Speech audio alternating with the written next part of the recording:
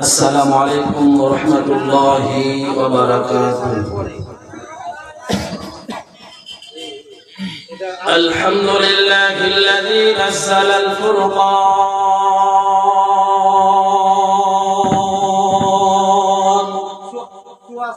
على عبده ليكون للعالمين نذيرا، وأشهد أن لا إله إلا الله وحده لا شريك له، ونشهد أن سيدنا ومولانا محمدا عبده ورسوله صلى الله تعالى عليه وآله وأصحابه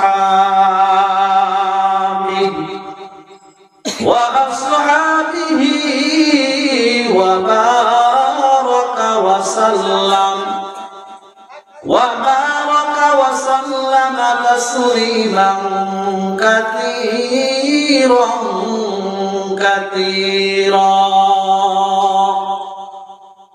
الذي أرسله الله تعالى بالحق بشيرا ونذيرا،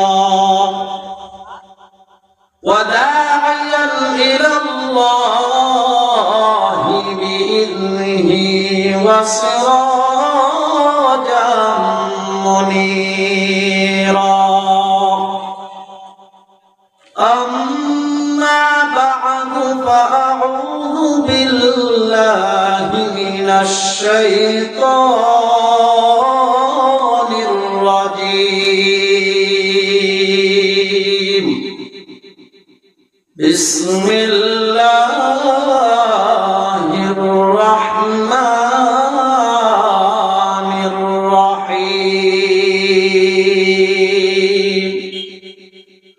وأقيموا الصلاة وآتوا الزكاة واركعوا مع الراكعين.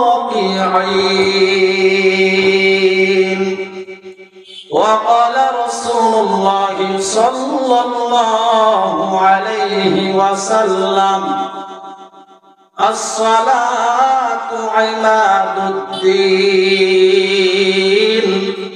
من أقامها فقد أقام الدين، ومن هدمها فقد هدم الدين، أو كما قال النبي عليه الصلاة والسلام. صدق الله العظيم، وصدق رسوله النبي الكريم،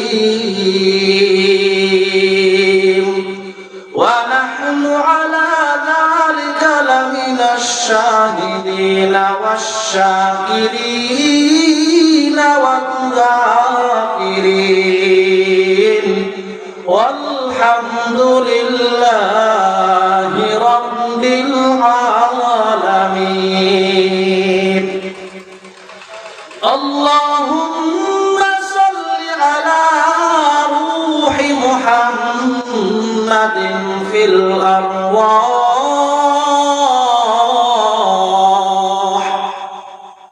وعلى جسد محمد في الأجساد، وعلى قلب محمد في القلوب،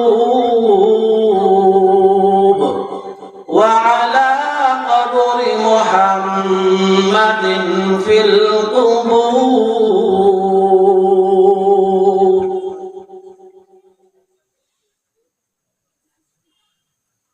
শিবপুর বাজার নিয়ামতপুর নওগাঁ 28তম ঐতিহাসিক তাফসীরুল কোরআন মাহফিল। আজ প্রথম দিনের প্রথম অধিবেশনের সম্মানিত সভাপতি, প্রধান অতিথি, বিশেষ অতিথিবৃন্দ, মুআজ্জাজ মুকাররম জাতির মাতার মুকুট হযরত উলামায়ে কেরাম, দূর দূরান্ত থেকে আমার সম্মানিত ভাই ও বন্ধুরা, পর্দানিশী আমার সম্মানিতা মা ও বোনেরা, আমরা সর্বপ্রথম সেই মহান আল্লাহ তাআলার দরবারে শুকর গুজার হচ্ছি, যিনি আমাদের সকলকে দ্বীনি মজলিসে কোরআন হাদিসের মজলিসে জান্নাতের বাগানে আসার জন্য, বসার জন্য এবং কিছু কথা বলা ও শোনার তৌফিক দান করলেন। এজন্য আমরা সকলেই অন্তরের অন্তঃস্থল থেকে একবার শুকরিয়া আদায় করছি, আলহামদুলিল্লাহ। আমরা আবার জোরে সরে বলি আলহামদুলিল্লাহ, আলহামদুলিল্লাহ। লক্ষ কোটি দরুদ এবং সালাম বর্ষিত হোক সেই মহামানবের উপর, যিনি শুয়ে আছেন পবিত্র মদিনায়, যিনি হলেন আপনার আমার নবী, বিশ্ব নবী, ইমামুল মুরসালিন, সাইয়্যিদুল সাকলাইন, নবী মুহাম্মদুর রাসূলুল্লাহ সাল্লাল্লাহু আলাইহি ওয়াসাল্লামের উপর। সম্মানিত সুধী, আমি আপনাদের সামনে পবিত্র কালামুল্লাহ সূরা বাকারা থেকে 43 নম্বর আয়াত তেলাওয়াত করেছি এবং নবীজির অসংখ্য অগণিত হাদিস থেকে একখানা হাদিস পাঠ করেছি। আল্লাহ পাক যদি তৌফিক দান করেন, তাহলে আমার তেলাওয়াতকৃত আয়াত এবং পঠিত হাদিসকে সামনে রেখে কিছু আলোচনা করব ইনশাআল্লাহ। আমার আজকের আলোচনার বিষয়বস্তু হচ্ছে নামাজ সম্পর্কে। নামাজ এমন একটা ইবাদত, এমন একটা দামি ইবাদত, দামি আল্লাহর কাছে শ্রেষ্ঠ ইবাদত নামাজ। অন্যান্য ইবাদতের চাইতে আল্লাহর কাছে নামাজ হলো শ্রেষ্ঠ ইবাদত। কথা বলেন ঠিক না বেঠিক? ঠিক। মানুষ মুসলমান হয়ে যাওয়ার পর মানুষের কাজ হলো নামাজ আদায় করা, যাকাত দেওয়া, রমজান মাসে রোজা রাখা, হজ করা। যার উপর হজ করা সম পরিমাণ টাকা আছে, তার উপর জীবনে একবার হজ হলো ফরজ। যে ব্যক্তির কাছে নেশাব পরিমাণ মাল আছে, তার উপর যাকাত দেওয়া বছরে একবার ওয়াজিব, ফরজ। রমজান মাসে রোজা রাখা বছরে একবার, একটি মাস রোজা রাখা হলো ফরজ। কিন্তু নামাজটা ভিন্ন এক ইবাদত। আকিল বালিগ ব্যক্তির উপর প্রত্যেক দিন দিন রাতে 5 ওয়াক্ত নামাজ পড়া ফরজ। কথা বলেন ঠিক না ঠিক? সেই নামাজ নিয়ে আজ আমরা অবহেলা, নামাজটা ঠিক মতো আদায় করছি না। চার স্কুলে বসে বিভিন্ন মানুষের গীবত শাখায়েত নিয়ে আমরা ব্যস্ত, আল্লাহ রাসূলকে অপমান করা নিয়ে ব্যস্ত। মুসলমান আজ আমরা, আমাদের ঈমান হয়ে গিয়েছে দুর্বল, আমরা পিছনে চলে গিয়েছি আল্লাহর ইবাদতের ধারিটা। এজন্য মুসলমান মার খাতেই আছে। কিন্তু মুসলমান যদি এক হয়ে যায়, ঐক্যবদ্ধ হয়ে যায়, সব মুসলমান যদি এক কাতারে জেড়ে যায়, ইহুদি খ্রিস্টানের এই পৃথিবীর মধ্যে, এই বাংলাদেশের মধ্যে কোনো চার্জ হবে না। কথা বলে ঠিক না ঠিক? আমরা মুসলমান সব সময় এক কাতারে ঐক্যবদ্ধ হয়ে চলবো, এটাই হলো মুসলমান। নবীজি বলে গিয়েছিলেন, এমন একটা জামানা আসবে মুসলমানের ঈমান গুলো খড় কুটার মধ্যে চলে যাবে ভেসে ভেসে। কেন? ওই সময় মুসলমানরা এক হয়ে থাকবে না, ভিন্ন ভিন্ন ভাবে চলবে। এজন্য মুসলমান হতে হবে এক আল্লাহ ইবাদত করতে হবে এক কাতারে। যেমন মসজিদে গিয়ে আমরা কে মুসলমান কে ধনী সেটা দেখা হয় না, মুসলমান যে কাতারে, মুসলমান ধনী যে কাতারে, গরিব একই কাতারে আমরা দাঁড়াই। কিন্তু অন্যান্য ক্ষেত্রে আমরা এক হতে পারিনি। আমাদের এক হতে হবে, তাহলেই দেখা যাবে মুসলমানদের মধ্যে শান্তি, মুসলমানরা কোনদিন মার খাবে না। বলতেছিলাম আল্লাহ পাক নামাজ আপনার আমার উপর ফরজ করে দিয়েছেন, নামাজটা ঠিক মতো আদায় করতে হবে। নবীজি হাদিসের মধ্যে বলেন, وقال رسول الله صلى الله عليه وسلم الصلاة عماد الدين من أقامها فقد أقام الدين ومن هدمها فقد هدم الدين। আল্লাহ রাসূল বলেন নামাজ হলো দ্বীন, ধর্মের খুঁটি। যে ব্যক্তি নামাজ ঠিক করলো তার ধর্ম ঠিক থাকলো, যে নামাজ ঠিক মতো পড়লো না তার ধর্ম ঠিক থাকলো না। নাউযুবিল্লাহ, নাউযুবিল্লাহ। এজন্য নামাজটা ঠিক মতো পড়তে হবে।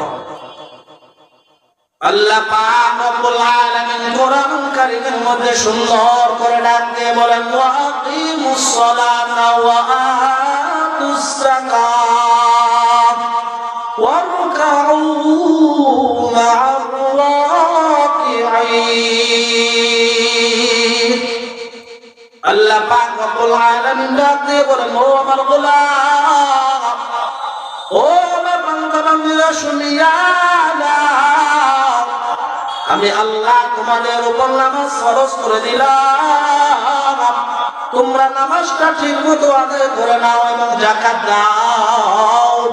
আর রুকুকারীদের সাথে রুকু করো, মানে মসজিদে গিয়ে জামাতের সাথে নামাজটা আদায় করিও না। আল্লাহর হাবিব বলেন, নামাজ যদি কোনো ব্যক্তি একাকী থেকে মসজিদে গিয়ে জামাতের সাথে নামাজ পড়ে, আল্লাহ তাকে 27 গুণ সওয়াব বেশি দিবে। সুবহানাল্লাহ, সুবহানাল্লাহ। এজন্য আমাদের অবশ্যই জামাতের সাথে নামাজ পড়তে হবে। আল্লাহর হাবিব সরকারে দো আলম নবী মায়ার নবী জানায়া দেন, কোন আল্লাহর গোলাম যদি 5 ওয়াক্ত নামাজ জামাতের সাথে আদায় করিয়া নেয়, আমার আল্লাহ খুশি হইয়া ওই বান্দাকে 5টি পুরস্কারে পুরস্কৃত করবেন। সুবহানাল্লাহ, সুবহানাল্লাহ। 1 নম্বর পুরস্কার আল্লাহর পয়গম্বর জানায়া দেন, যেই রিজিকের জন্য বান্দা দৌড়াদৌড়ি করে সারাদিন টেনশন, যেই রিজিকের জন্য মানুষ চুরি ডাকাতি করে বিভিন্ন গুনাহের কাজ করতে বাধ্য হয়ে যায়, আল্লাহর হাবিব সরকারে দো আলম নবী জানায়া দেন, তোমরা যদি ঠিক মতো নামাজটা আদায় করিয়া নাও, তাহলে আমার আল্লাহ পাক রব্বুল আলামিন হে বান্দা বান্দি তোমার রিজিকের টেনশন দূর করে দিবে। এ মুসলমান আল্লাহর গোলাম, আমরা দুনিয়ার সব কাজগুলো করতে পারি, হে ভাই, গুনাহের কাজ করতে করতে নিজের জীবনটা শেষ করে দিলাম। নামাজের সময় হয়ে গেছে, আমরা 4 স্টুলে বসে বসে নিজের সময়টা নষ্ট করে ফেলি। কোনদিন চিন্তা করলাম না আমার আল্লাহ আমার উপর নামাজ ফরজ করে দিয়েছেন, কেন আমি কিসের জন্য নামাজ আদায় করব না? আল্লাহর নবী জানায়া দেন, ও উম্মতরা শুনিয়া নাও, তুমি যদি নামাজটা ঠিক মতো আদায় করিয়া নাও, আল্লাহ পাক খুশি হইয়া তোমার কবরের আযাব দূর করে দিবেন। সুবহানাল্লাহ, সুবহানাল্লাহ। এ মুসলমান আল্লাহর গোলাম, ভালো করে শুনিয়া নাও, মানুষ মরণের পর তার প্রথম ঘাঁটি হচ্ছে কবর। কবরে কোনো মানুষ যদি ধরা খেয়ে যায় তাহলে তার দ্বিতীয় ঘাটির মধ্যেও সে ধরা খেতে পারে। আল্লাহ নবীর সাহাবী হযরত উসমান গনি রাদিয়াল্লাহু তাআলা আনহু যখন কোন কবরের পাশ দিয়ে হেঁটে হেঁটে চলতেন, উসমান গনি রাদিয়াল্লাহু তাআলা আনহু চোখের পানিগুলো ঝরঝর করে ফেলতেন। সাহাবায়ে কেরাম ডাকতে বললেন, নবীর সাহাবী, ও ভাই উসমান, আপনি কেন কবর দেখলে চোখের পানিগুলো ঝরঝর করে ফেলেন? উসমান গনি রাদিয়াল্লাহু তাআলা আনহু জানায়া দেন, আমি নবীর জবান দ্বারা শুনেছি মানুষের মৃত্যুর পর তার প্রথম ঘাটি হচ্ছে কবর। কবরে কোন মানুষ যদি মুক্তি পেয়ে যায় তাহলে আশা করা যায় তার দ্বিতীয় ঘাটির মধ্যেই মুক্তির ব্যবস্থা হবে। এ মুসলমান আল্লাহর গোলাম, সাহাবা কেরামরা দুনিয়ার জমিনে জান্নাতের সার্টিফিকেট পাওয়া মানুষ, তবুও কবর দেখে তাদের চোখের পানিগুলো ঝরঝর করে পড়তে থাকে। আপনার আমার জান্নাতের সার্টিফিকেট তো পাওয়া দূরের কথা, এত পরিমাণ গুনাহের কাজ করে ফেলেছি, যে গুনাহের কারণে আমার আল্লাহ আপনার আমার উপর রাগান্বিত হয়ে আছে। নামাজ যদি আমি ঠিক মতো আদায় করি, দ্বিতীয় নম্বর পুরস্কার আমার জন্য হচ্ছে আমার মৃত্যুর পর কবরে যখন রাখবে আল্লাহ পাক আমার কবরের আযাব আমার থেকে দূরে সরে যাবে। আল্লাহর হাবিব বিশ্ব নবী সরকারে দো আলম নবী জানায়া দেন, 3 নম্বর পুরস্কার কোন বান্দা বান্দি যদি 5 ওয়াক্ত নামাজটা আদায় করিয়া নেয়, আল্লাহর নবী বলেন 3 নম্বর পুরস্কার বান্দার কিয়ামতের ময়দানে একটা পুল সিরাত নামে একটা রাস্তা থাকবে, ব্রিজ, ওই ব্রিজটা পার হতে 500 বছর লাগবে। এ মুসলমান আল্লাহর গোলাম, একটু চিন্তা করিয়া নাও, দুনিয়ার জমিনের হায়াত 60-70 বছরের হায়াত, এই 60-70 বছরের মধ্যে কত কি করি রে ভাই, ঘর করি, বাড়ি করি, আপনি আমি বিবাহ শাদী, সন্তান আদি, টাকা পয়সা কামাই, এত কিছু করলাম, অনেক সময় মনে হয় 60-70 বছরটা, তাহলে ওই 500 বছরের রাস্তা কেমন করে পার হবে রে ভাই? মনটারে বোঝাও রে মন, আমি ওই পুল সিরাতের রাস্তা কেমন করে 500 বছরের রাস্তা পার হব? আল্লাহর হাবিব বলেন, ওই পুল সিরাতের রাস্তা, ওই রাস্তাটা হলো চুলের চাইতে চিকন আর হীরার চাইতে ধারালো। বাংলা পার হয়ে যে ব্যক্তি 5 ওয়াক্ত নামাজ ঠিক মতো আদায় করবে, আমার আল্লাহ তাআলা রব্বুল আলামিন ওই বান্দাকে ওই রাস্তা বিজলির আকারে পার করে দিবেন। সুবহানাল্লাহ, সুবহানাল্লাহ। আল্লাহ তাআলার পয়গম্বর বলেন 5 ওয়াক্ত নামাজ ঠিক মতো আদায় করলে 4 নম্বর পুরস্কার হচ্ছে আল্লাহ পাক খুশি হইয়া মানুষের আমলনামা দিবেন ডান হাত। এ মুসলমান আল্লাহর গোলাম, কিয়ামতের ময়দানে আমার আল্লাহ একদল মানুষের আমলনামা দিবেন বাম হাতে আর আরেকদল মানুষের আমলনামা দিবে ডান হাতে। যেই মানুষের আমলনামা ডান হাতে দিবে ওই মানুষটা সাকসেসফুল বুঝে নেবে আমি জান্নাতি একজন মানুষ। ও মুসলমান ভাইয়া যান, ও আমার বন্ধু, আপনি আমি যদি 5 ওয়াক্ত নামাজ আমাদের সাথে পড়িয়া নেই, আমার আল্লাহ তাআলা কিয়ামতের ময়দানে আপনার আমার আমলনামা ডান হাতে দিবেন। সুবহানাল্লাহ, সুবহানাল্লাহ। 5 নম্বর পুরস্কার, যার জন্য আপনি আমি টেনশন করি, যার জন্য এত কিছু করি, নামাজ পড়ি, রোজা রাখি, যার জন্য এত ইবাদত, 5 ওয়াক্ত নামাজ ঠিক মতো পড়িয়া নাও, আর আল্লাহ পাকের পয়গম্বর বলেন আল্লাহ পাক খুশি হইয়া ওই বান্দাকে বিনা হিসেবে জান্নাতে দিবেন। সুবহানাল্লাহ। বুঝা গেল আমরা যদি ঠিক মতো নামাজটা আদায় করতে পারি তাহলে আল্লাহ পাক আপনাকে আমাকে খুশি হয়ে বিনা হিসেবে জান্নাত দান করবে।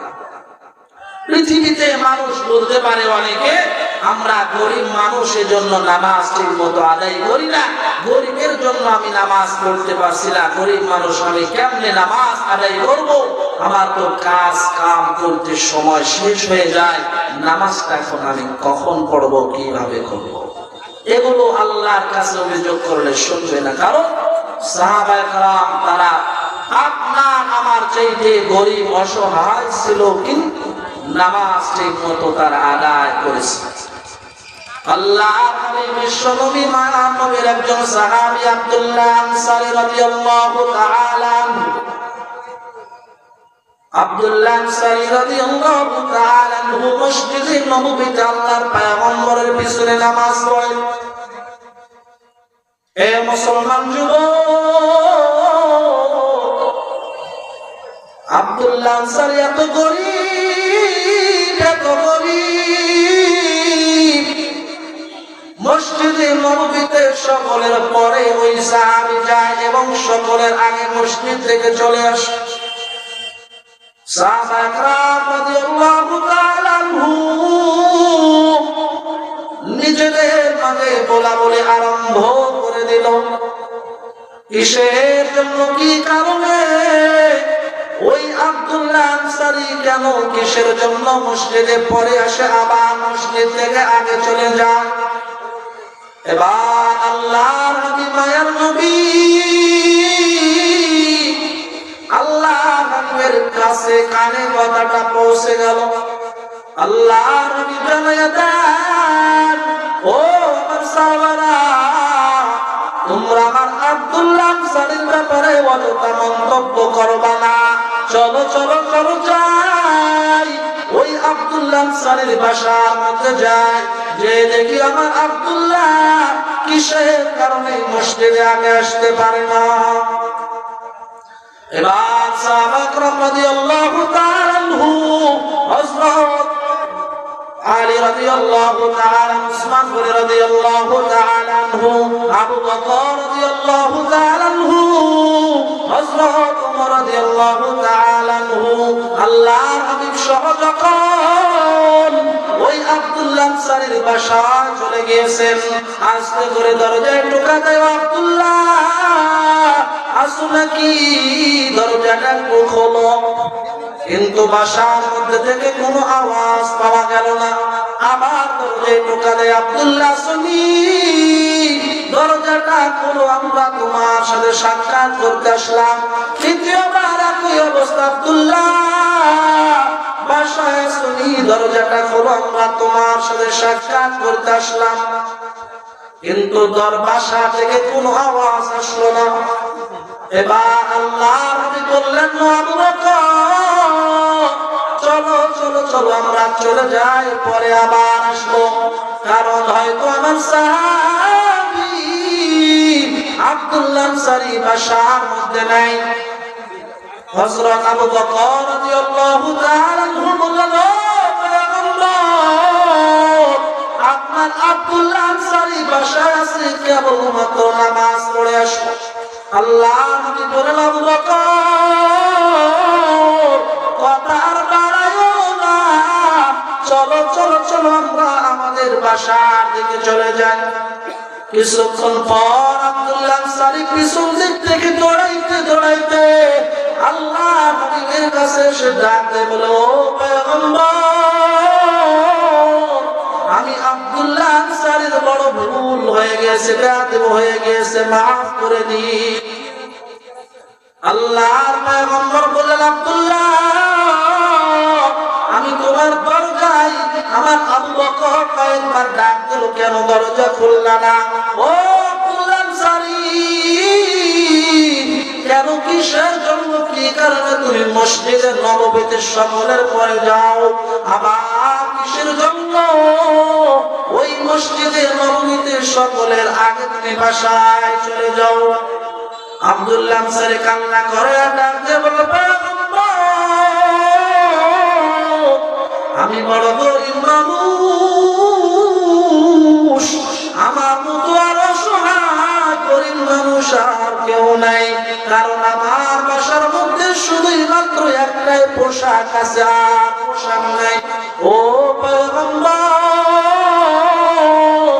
আমি যখন আমার পোশাকটা পরে নামাজে যাই, তখন আমার স্ত্রী, আমার বিবি উলঙ্গ হয়ে আমার ঘরের মধ্যে একটা গর্ত আছে, গর্তের মধ্যে আমার স্ত্রী থাকে। আমি যখন মসজিদে গিয়ে নামাজটা আদায় করি নেই, আমার মনটা চায় পয়গম্বর, আমার মন চায় আপনার নামাজের শেষে আমি একটু বয়ানগুলো আমি শুনি। কিন্তু আমি চিন্তা করে দেখি, আমি যদি বাসায় না আসি তাহলে আমার স্ত্রীর নামাজের সময়টা চলে যাবে। এজন্য দেরি না করিয়া তাড়াতাড়ি আমি আমার মসজিদ থেকে আমার বাসায় চলে আসি। এবার আমি উলঙ্গ হয়ে আমি গর্তের মধ্যে যাই, আর আমার বিবি সুন্দরভাবে নামাজ আদায় করে। আল্লাহর পয়গম্বর মায়ার নবী কথাটা শোনার পর কান্না আরম্ভ করে দিলেন, আর বললেন, আল্লাহ, আমার আব্দুল্লাহ আনসারী এত গরিব বানাইছে, আমার আব্দুল্লাহ আনসারীর শুধুই মাত্র একটাই পোশাক, আর পোশাক নেই। ও গো মালিক, এরপরও আমার আব্দুল্লাহ কোনদিন কখনো নামাজ কাজা করেন না। ও মুসলমান যুবক, আর আপনার আমার এত পোশাক, এত পোশাক, শোকেস করতে আপনার আমার পোশাক, তবু কেন নামাজ আদায় করব না? কিয়ামতের ময়দানে আল্লাহ পাক যখন নামাজের হিসাব দিবেন, ওই সময় আপনি আমি কেমনে আল্লাহ পাককে নামাজের হিসাব দেব? আব্দুল্লাহ আনসারী একজন গরিব সাহাবী, যার বাসার মধ্যে শুধুই মাত্র একটাই পোশাক, আর পোশাক ছিল, তবুও তিনি এক ওয়াক্ত নামাজ কাজা করেন নাই। আর আপনার আমার পোশাকের অভাব নাই, আল্লাহ পাক এত কিছু দিয়েছেন, তবুও আল্লাহ পাকের হুকুমটা আপনি আমি মানি না। হে বন্ধু, আপনি আমি একটু চিন্তা করে দেখি, কিয়ামতের ময়দানে আল্লাহ পাক যখন নামাজের হিসাব নেবেন তখন কি করব? নবীজি বলে, আউয়ালু মা ইউহাসাবু বিহিল আবদু ইয়াওমাল কিয়ামাতিস সালাহ। কিয়ামতের ময়দানে সর্বপ্রথম আল্লাহ পাক নামাজের হিসাব নেবেন। নামাজের হিসাব যদি নেন, কি আমরা হিসাব দেব? আর এই নামাজটা সহি করতে হলে, সঠিকভাবে পড়তে হলে ইলমের প্রয়োজন, ইলমের প্রয়োজন, দ্বীনি ইলম শিক্ষা করা প্রয়োজন। অনেক মানুষ আছে নামাজ ঠিক মতো ঠিকই সময়ে পড়ি, কিন্তু মাসলা মাসাইল জানি না, কোনটা ওয়াজিব কোনটা ফরজ জানি না, নামাজের সূরা কারা কিছুই জানি না, আমরা নামাজ কিভাবে পড়তে হয় জানি না, যার কারণে নামাজটা ত্রুটিযুক্ত হয়, ত্রুটি মুক্ত হয় না। নামাজটা সহি করতে হলে ইলমে দ্বীন শিক্ষা করতে হবে, ইলমের প্রয়োজন। ইলম হচ্ছে একটা দামি সম্পদ, ইলম হচ্ছে দামি সম্পদ। আল্লাহ পাক বলে, যে ব্যক্তি তোমাদের মধ্যে ঈমানদার, ঈমান আনলো এবং যাকে ইলম দান করা হলো, আল্লাহ পাক তার মর্যাদা নিজেই বৃদ্ধি করে দিবেন। সুবহানাল্লাহ। আল্লাহর নবী পয়গম্বর বিশ্ব নবী সরকারে দো আলম নবী মায়া নবী জানায়া দেন, যেই ব্যক্তি ইলমে দ্বীন অর্জন করার জন্য ঘর হতে রাস্তা অতিক্রম করতেছে, আল্লাহ পয়গম্বর জানায়া দেন, আল্লাহ আল্লাহ পাক রব্বুল আলামিন ওই বান্দার জন্য জান্নাতের রাস্তা সহজ করে দিবে। যেই বান্দা আলমের শিক্ষা করেন, শিক্ষা করতে আসে,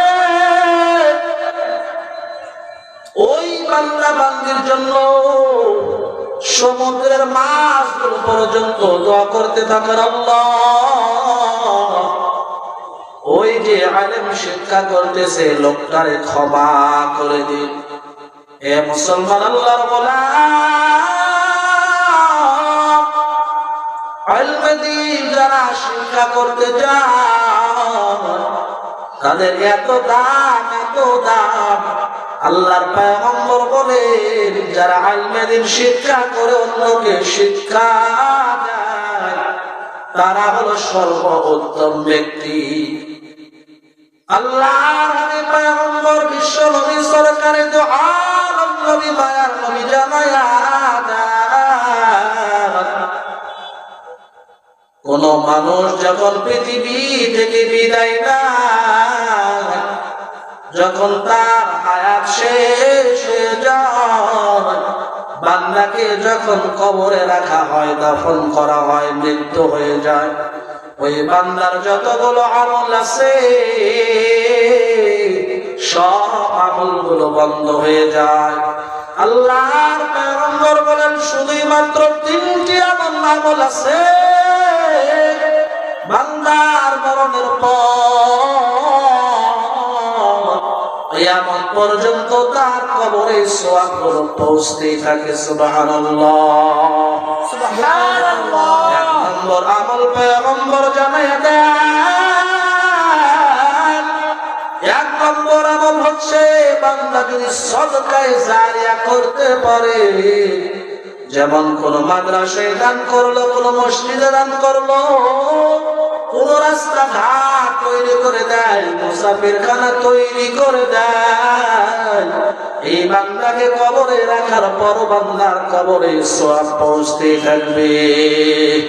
2 নম্বর আল্লাহর হাবিব জানায়া দেন, যে কোন আল্লাহর গোলাম ইলম শিক্ষা করার পর ওই ইলমটা অন্য কাউকে শিক্ষা দেয়, ওই ছাত্র আবার অন্য কাউকে শিক্ষা দেয়, এই আল্লাহর গোলাম যখন পৃথিবী ছেড়ে চলে যাবে, ওই বান্দার কবরে কিয়ামত পর্যন্ত সওয়াব পৌঁছতে থাকবে। সুবহানাল্লাহ, সুবহানাল্লাহ। 3 নম্বর আল্লাহর হাবিব জানায়া দেন, যে কোন আল্লাহর গোলামের এমন একটা সন্তান পৃথিবীর জমিনে আছে, যেই সন্তানটা হচ্ছে নেককার সন্তান, পরেশগার আল্লাহওয়ালা সন্তান, ওই সন্তানটা যখন বাবা মার জন্য দোয়া করে, আল্লাহ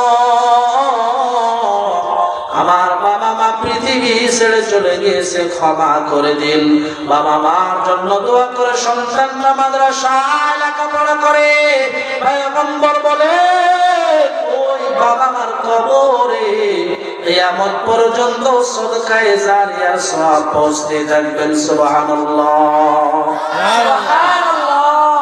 এ মুসলমান আল্লাহর গোলাম, ভালো করে শুনুন হে ভাই, পৃথিবীর জমিন থেকে প্রত্যেকটা মানুষকে পৃথিবী ছেড়ে চলে যেতে হবে, মারা যেতে হবে। কেউ পৃথিবীর জমিনে চিরদিন থাকবে না। আপনারে আল্লাহ পাক একটা সন্তান দান করলে, ওই সন্তানটাকে দ্বীনি ইলম শিক্ষা করার জন্য যদি মাদ্রাসা দেন আর আল্লাহর কাছে দোয়া করেন, আল্লাহ কিছুই চাই না, এই সন্তানের ওসিলায় যেন জান্নাত পায়। আল্লাহর হাবিব বলেন, কোন বান্দা যদি লেখাপড়া করার পর ওই সন্তান যদি ইলমে দ্বীন শিক্ষা করেন, একজন হাফেজ হয়ে যায়, আল্লাহ পাক কিয়ামতের ময়দানে ওই সন্তানের মা বাবার মাথার উপরে নূরের টুপি পরিয়ে দিবেন। সুবহানাল্লাহ, সুবহানাল্লাহ। তাহলে আমাদের অবশ্যই নামাজটা ঠিক মতো পড়তে হলে ইলমে দ্বীন শিক্ষার প্রয়োজন আছে। নবীজি এক হাদিসে বলে, যারা বড়দেরকে সম্মান করে না, ছোটদেরকে স্নেহ করে না, আলেমদের সম্মান করে না, সম্মান মর্যাদা বোঝে না, দেয় না, অপমান করে, এই সমস্ত ব্যক্তি আমি নবীর উম্মত নয়। নাউযুবিল্লাহ, নাউযুবিল্লাহ। নবীজি যদি বলেন আমার উম্মত নয়, তাহলে তো কঠিন অবস্থা হয়ে যাবে ভাই। এজন্য আলেমদের সম্মান করতে হবে, আলেমদের মর্যাদা করতে হবে, নিজেদের সন্তানগুলোকে লেখাপড়া করাইতে হবে, নিজে আলেম শিক্ষা করতে হবে, সন্তান শিখে আমাকে জানাইবে, আমার নামাজে ভুল ভ্রান্তি থাকলে আমার ভুল ভ্রান্তি ঠিক হয়ে যাবে। নামাজ বিষয়ে আলোচনা করতেছিলাম, 5 ওয়াক্ত নামাজ পড়তে পারলে 5টি পুরস্কার। আর আমি যদি 5 ওয়াক্ত নামাজটা ঠিক মতো আদায় করি তাহলে আরো কত লাভ। আল্লাহ নবী, বিশ্ব নবী, হাদিসের মধ্যে আছে হযরত আবু যর গফারি রাদিয়াল্লাহু তাআলা আনহু, তিনি একবার এক স্থানে আছে, এমন সময় নবীজি বাসা থেকে বের হয়ে আসলেন। বাসা থেকে বের হয়ে আসলে এরপর হযরত আবু যর বলে আমাকে ডাক দিলেন, হে আবু যর। আবু যর বলেন, লাব্বাইক ইয়া রাসূলুল্লাহ, আমি উপস্থিত হে আল্লাহর রাসূল। নবীজি এরপর একটা গাছের ডাল ধরে নাড়া দিলেন, যার কারণে অনেকগুলো পাতা গাছ থেকে পড়ে গেল। আরো নাড়া দিলেন, এরপর গাছ থেকে সব পাতা ঝরে পড়ে গেল। আল্লাহ নবী, বিশ্ব নবী, সরকারে তো আলম নবী, মায়ার নবী। এরপর আবু যর গফারি রাদিয়াল্লাহু তাআলা আনহুকে ডাকতে বললেন, ও আবু যর, আমি যেমন ভাবে এই গাছটা নাড়া দেওয়ার কারণে এই গাছের সব পাতাগুলো ঝরে ঝরে পড়ে গেল। আল্লাহর হাবিব বলেন, ও আবু যর, কোন আল্লাহর গোলাম যদি প্রত্যেকদিন 5 ওয়াক্ত নামাজটা ঠিক মতো আদায় করিয়া দেয়, তাহলে আমার আল্লাহ পাক রব্বুল আলামিন ওই 5 ওয়াক্ত নামাজ পড়ার কারণে বান্দার শরীর থেকে এমন ভাবে গুনাহগুলো ঝরে দেন। সুবহানাল্লাহ, সুবহানাল্লাহ। আবু হুরায়রা রাদিয়াল্লাহু তাআলা আনহু অনেক বড় একজন সাহাবী। হযরত আবু হুরায়রা রাদিয়াল্লাহু তাআলা আনহু জানায়া দেন, হে দুনিয়ার মানুষ, ভালো করে শুনিয়া নাও। আল্লাহর হাবিব একবার ডাক দিয়ে বললেন, সাহাবা کرامদেরকেও আমার সাহাবারা শুনিয়া নাও। কোন ব্যক্তির বাসার সামনে যদি একটা পুকুর থাকে আর সে যদি প্রত্যেকদিন ওই পুকুরের মধ্যে 5 বার করে গোসল করে, তাহলে কি ওই ব্যক্তির শরীরে কোনো ময়লা থাকতে পারেনি? সাহাবা کرام বললেন, না, প্রত্যেকদিন কেউ 5 বার গোসল করলে তার শরীরে কোনো ময়লা থাকতে পারে না।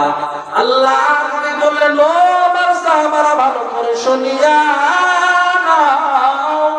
পুরো বান্দা বান্দা যদি প্রত্যেকদিন 5 ওয়াক্ত নামাজটা ঠিক মতো আদায় করিয়া নেয়, তাহলে আমার আল্লাহ পাক রব্বুল আলামিন 5 ওয়াক্ত নামাজের বিনিময় ওই বান্দার শরীরের মধ্যে কোনো গুনাহ রাখে না। সুবহানাল্লাহ, সুবহানাল্লাহ। এ মুসলমান, আল্লাহর গোলাম, একটু ভালো করে শুনিয়া নাও। হে মুমিন, মনে করছেন শুধুমাত্র আমার আল্লাহ, মনে হয় শুধুমাত্র মানুষের উপর নামাজ দিয়েছেন? না, আল্লাহর জমিনে এমন একটা সৃষ্টিজীব আছে, যে সৃষ্টিজীবের নামাজটা শুধুই মাত্র দণ্ডায়মান অবস্থায় নামাজ পড়ে। যে সৃষ্টিজীবের নামাজের মধ্যে কোনো রুকু নাই, কেরাত নাই, সিজদা নাই। যে সৃষ্টিজীবের নামাজের মধ্যে শুধুই কিয়াম, মানে যে সৃষ্টিজীব শুধুই মাত্র দণ্ডায়মান হয়ে নামাজ আদায় করে, আল্লাহ ইবাদত করে, ওই সৃষ্টিজীব আর অন্য কেউ নয়। আপনি আমি গাছের দিকে তাকাই, মনে হয় গাছটা এমনিতেই দণ্ডায়মান অবস্থায় আছে, কিন্তু আল্লাহ পাক জানিয়ে দেন না, ওই গাছটা এমনিতেই দণ্ডায়মান অবস্থায় নাই, বরং ওই গাছটা দণ্ডায়মান হয়ে দাঁড়ানো অবস্থায় আল্লাহ পাকের ইবাদত নামাজ আদায় করছে। আরেকটা সৃষ্টিজীব আছে, যে সৃষ্টিজীবের মধ্যে যার নামাজের মধ্যে শুধুই মাত্র সিজদা আছে, অন্য কিছু নাই। ওই সৃষ্টিজীব আর অন্য কিছু নয়, ওই সৃষ্টিজীব হলো চতুষ্পদ জন্তু। আমরা একটু ভালো করে দেব, ওই সৃষ্টিজীব আর অন্য কিছু নয়, সেই সৃষ্টিজীব হচ্ছে সাপ, যাদের নামাজের মধ্যে দেখা যায় মাথাটা নুয়ে নুয়ে জমিনে চলাফেরা করে সিজদারত অবস্থায়। আরেকটা সৃষ্টিজীব আছে যার নামাজ, যার ইবাদতটা, যার নামাজটা, যার নামাজের মধ্যে শুধুই মাত্র রুকু, অন্য কিছু নাই। ওই সৃষ্টিজীব হলো চতুষ্পদ জন্তু, কেমন যেন রুকু অবস্থায় আল্লাহ পাকের ইবাদত বন্দেগী গুলো করতেছে। আরেকটা সৃষ্টিজীব তার নামাজের মধ্যে শুধুই মাত্র তাশাহুদের বৈঠক কাছে, অন্য কিছু নাই। ওই সৃষ্টিজীব আর অন্য কিছু নয়, ওই সৃষ্টিজীব হলো পাহাড় পর্বত, যেগুলো কেমন যেন হাঁটু গেড়ে তাশাহুদের বৈঠকে আছে। তবে এদের নামাজটা, কারো নামাজটা পূর্ণাঙ্গ নামাজ নয়, শুধুই মাত্র মানুষের নামাজটা পূর্ণাঙ্গ নামাজ। মানুষের নামাজের মধ্যে দণ্ডায়মান কিয়াম আছে, রুকু, সিজদা, বৈঠক সবই আছে। এই জন্য আমার আল্লাহ এই মানুষের নামাজের বিনিময় ওই বান্দাকে পুরস্কার হিসেবে জান্নাত দান করবেন। সুবহানাল্লাহ, সুবহানাল্লাহ। জান্নাত যদি পুরস্কার হিসেবে পেতে চাই, জান্নাত যদি চায়, জান্নাতে যেতে হলে অবশ্যই নামাজ আদায় করতে হবে, ঠিক না বেটা? নামাজ আদায় না করে জান্নাত চলে যাবে এমনটি নয়। অনেক মানুষ বলে নামাজ না পড়লে কি হবে, ঈমান আমার ঠিক আছে। এক হাদিসে নবীজি বলেন, মুসলমান আর কাফেরের মধ্যে পার্থক্য হচ্ছে নামাজ। মুসলমান নামাজ পড়ে আর কাফের মুশরিক নামাজ পড়ে না। তাহলে আপনি আমি যদি মুসলমান হওয়ার পরও নামাজটা না আদায় করি, তাহলে আপনি আমি কেমন মুসলমান হলাম? সম্মানিত শুধু একটু ভালো করে লক্ষ্য করি, নামাজ মুসলমান আর কাফেরের মধ্যে যদি পার্থক্যই হয় নামাজ, আর নামাজটাই যদি না পড়ি, তাহলে আপনি আমি কেমন করে মুসলমান হলাম? শুধুই মাত্র নামকা অস্তে মুসলমান, মুসলমানের ঘরে জন্ম নিয়েছি এই জন্য মুসলমান, কিন্তু ওই মুসলমানের তো দাম নাই। কারণ কিয়ামতের দিন আল্লাহ পাক আপনার আমার কাছ থেকে সর্বপ্রথম নামাজের হিসাব নেবেন। ওই সময় যদি নামাজের হিসাব না দিতে পারি, তাহলে তো আপনার আমার কঠিন অবস্থা হয়ে যাবে। হযরত সাহাবা একরাম রাদিয়াল্লাহু তাআলা আনহু তারা নামাজ আদায় করতেন, এমন ভাবে নামাজ আদায় করতেন, কোন ব্যক্তি যদি দূর থেকে দেখে তাহলে মনে হবে একটা খুঁটি কেমন যেন দাঁড়িয়ে আছে, তার শরীরের মধ্যে পাখি পড়লেও পাখি উড়াই না, পাখিও কেমন যেন মনে করেন একটা খুঁটি। আর আপনার আমার নামাজটা হয় অমনোযোগী নামাজ, এজন্য নামাজটা পড়লেও কোনো লাভ হয় না।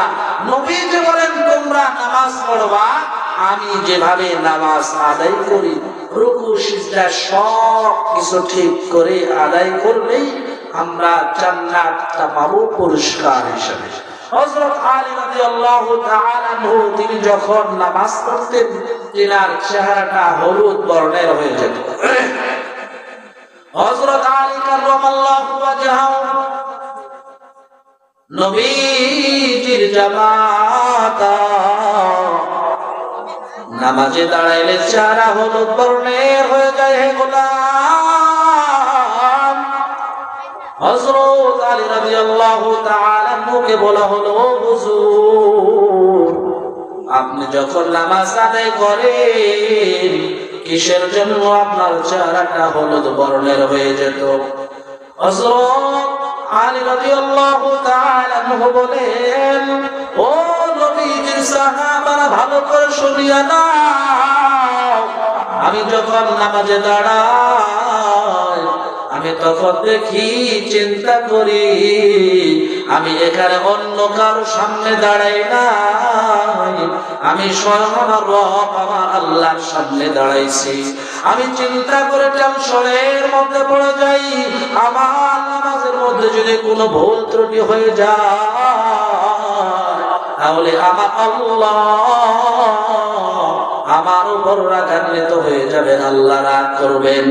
এ মুসলমান আল্লাহর গোলাম, সাহাবায়ে কেরাম নামাজ আদায় করলে সারা হলুদ বর্ণের হয়ে যায়, টেনশন হয়। আর আপনি আমি নামাজ পড়ে কোনো টেনশন হয় না। মসজিদে গিয়ে আমরা কথাবার্তা বলি, নামাজের মধ্যে বিভিন্ন অত্যাচার করি, নামাজটা পড়ি ঠিক মতো আল্লাহকে রাজি খুশি করার জন্য নয়। আজ শুধুমাত্র মসজিদে যায় আর আসি, নামাজ পড়ে যে আল্লাহকে খুশি করব এমন নিয়ত নাই। অথচ হযরত ইমাম আবু হানিফা রাদিয়াল্লাহু তাআলা আনহু তিনি এমন ভাবে নামাজ আদায় করতেন, তিনি যখন পৃথিবী ছেড়ে চলে যান একটা সন্তান বাবাকে ডাকতে বলে, বাবা ওই যে ওখানে একটা খুঁটি দেখা যেত বাবা, ওই খুঁটিটা কি ভেঙে পড়ে গেছে আর দেখা যায় না কেন? সন্তানের বাবা ডাকতে বলো, আমার প্রাণের সন্তান, ওটা খুঁটি নয়, ওটা হলো আমাদের যুগের ইমাম, যুগ শ্রেষ্ঠ ইমাম ইমাম আবু হানিফা রাহমাতুল্লাহি আলাইহি। তিনি পৃথিবী ছেড়ে চলে গেছেন, এজন্য তুমি ওই খুঁটিটা দেখতে পারছো না। তারা নামাজ আদায় করতে খুঁটির মতো হয়ে থাকলেন, আর আপনি আমি নামাজ আদায় করি, নামাজের মধ্যে মন নাই, বিভিন্ন দিকের চিন্তা আমরা করি, নামাজ পড়তে পড়তে অন্য দিক চিন্তা চলে যায়। এগুলো চিন্তা অন্তর আসলে নামাজ তো হবে না। কেউ নামাজ পড়ে, অর্ধেক নামাজ পড়ে চিন্তা করে মনে হয় আমি ওযুই করিনি, ওযু ছাড়া নামাজ পড়তেছি। এমন লোক পৃথিবীতে আছে। ওযু করছে কি করিনি সেটাও সে জানে না, সন্দেহ। তার মানে আপনার আমার ওযুটা আজ ঠিক মতো হয় না। নামাজ পড়ার আগে ওযুটা ঠিক মতো করতে হবে, কারণ ওযু যদি ঠিক না হয়, পবিত্র অর্জন না হয়, নামাজটা ঠিক মতো আমাদের আদায় হবে না, নামাজই হবে না।